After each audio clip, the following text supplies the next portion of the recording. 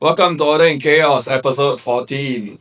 So in the previous episode, we talked about brand collaborations, namely the Audemars Piguet X Swatch collaboration. So in this episode, we are going to talk about the opposite end, which is brand rivalries.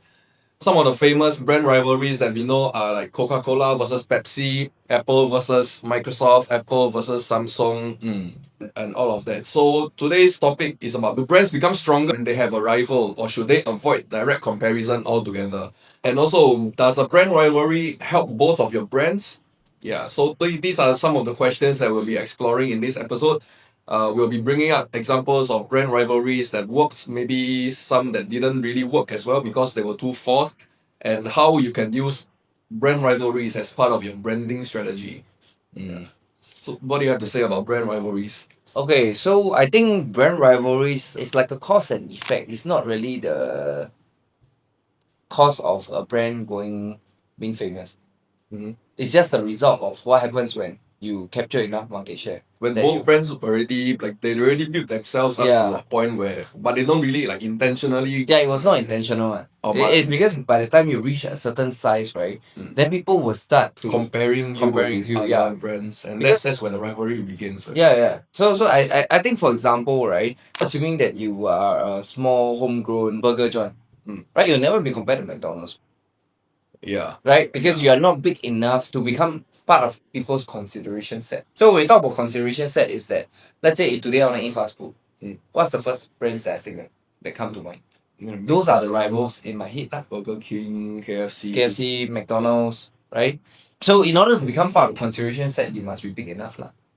Right? I wouldn't think of like, I don't know, Arnold's, because there's no Arnold's in Thailand.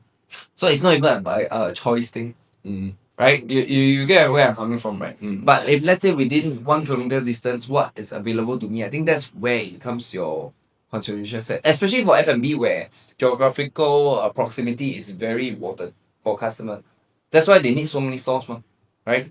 But of course, if you are talking about other things like, let's say, apparels or like luggage, right? So like you think of what, American Tourist, Samsonite, but actually they are the same brand. Or like Arimoa. So but you need to be big enough, not some like small town, like some local Some indie brand or something. indie brand. Yeah, so you wouldn't even be part of the consideration set because people are not even aware you exist.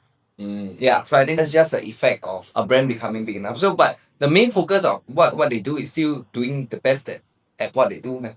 They didn't focus on like, of course they do the market research on their competitors' actions. Right. So let's say in certain countries, in Thailand there is, right, where like McDonald's launched the crispy chicken.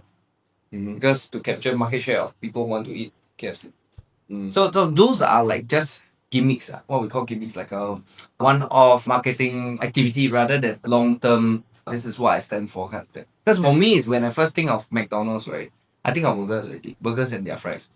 I did try off their other festive burgers. Yeah, I do eat them, but when I think of the brand, the first thing I associate with is that basic cheeseburger with the French fries.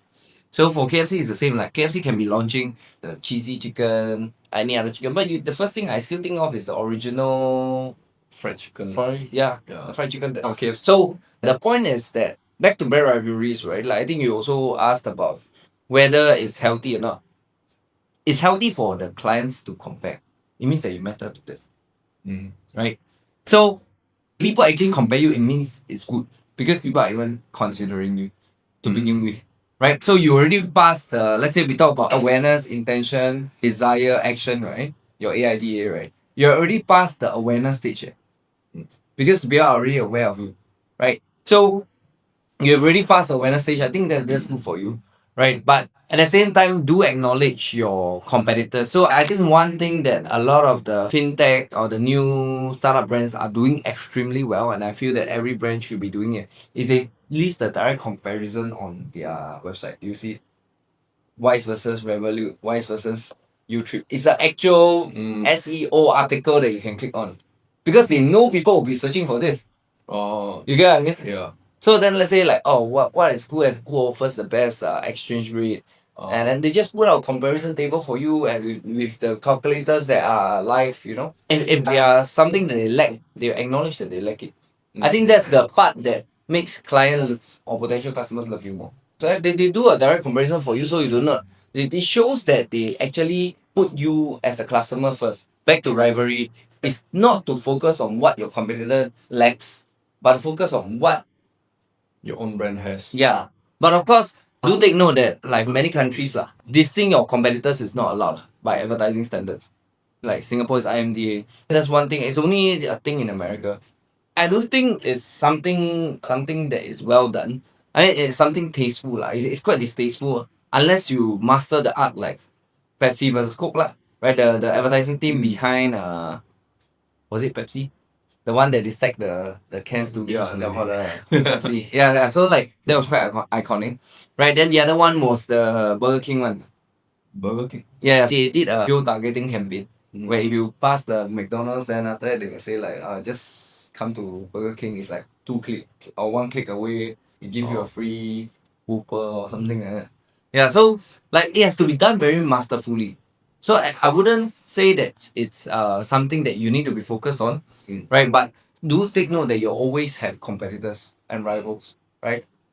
And at the same time, right, it's Unilever has done illusion of choice. They actually did a comparison in that if you put two brands, let's say one Pepsi vending machine and one Coke vending machine side by side, right, you increase the sales of both machines.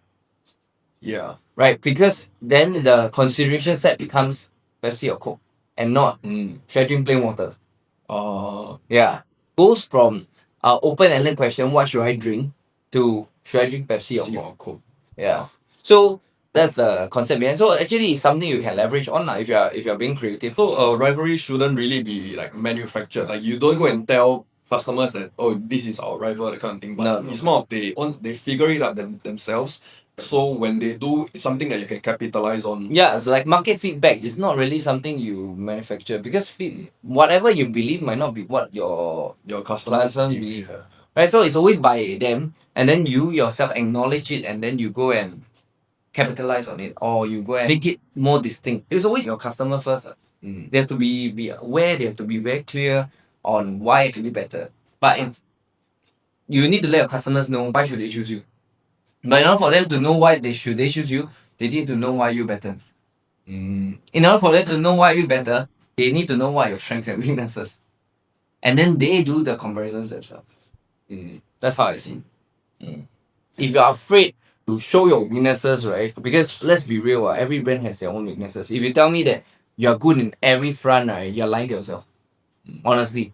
Right? So people will say that, I'm good in all fronts. Dude, like, come on, it's already 2026. You think people are that dumb, man?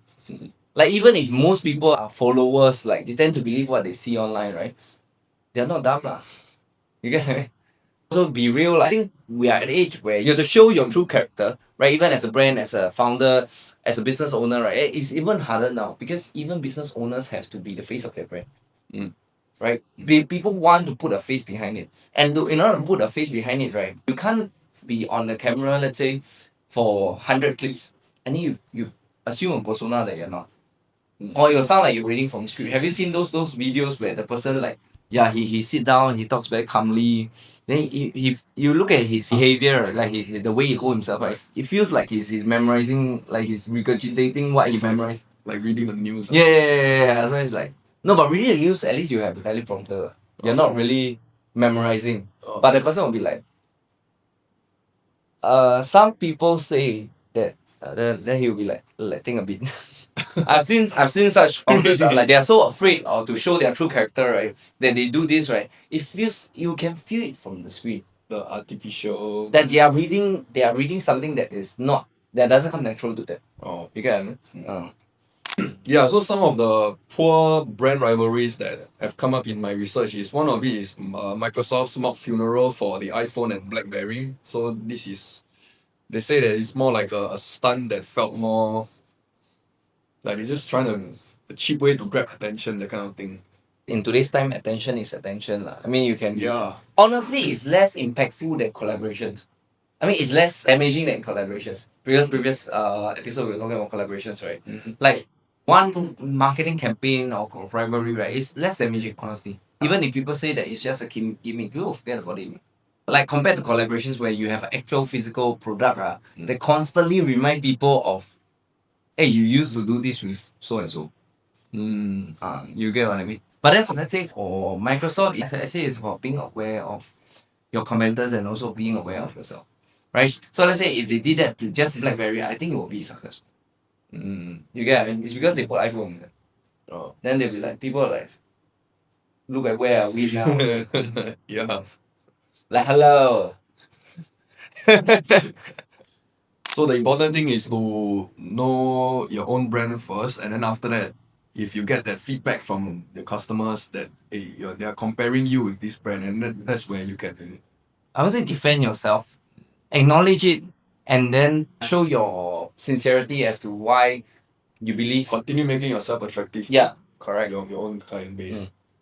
Okay, so the takeaway from this episode is really focus on yourself and always be improving. Because when you're improving, you actually internalize feedback, right? Your customers can sense your sincerity. You must understand that now there isn't much. You can tell me how special your product or your service is, right? But I can 100% be sure that there is one person or one company out there, right, that's at least 80% similar to yours, right? So don't think that you have no rivals if you are a small player. Like if you're small right now, then of course you have no rivals because you're too small to be noticed, lah, right? But as you grow bigger, and then that's when who you're being compared to becomes more apparent. And then at the same time, I think at the end of the day, you just need to be in the game. Yeah, so that's about it. Rivalry shouldn't be manufactured or forced. So, but if it occurs to you and you identify that your customers are comparing you with someone else, maybe that's something that you can consider capitalizing on.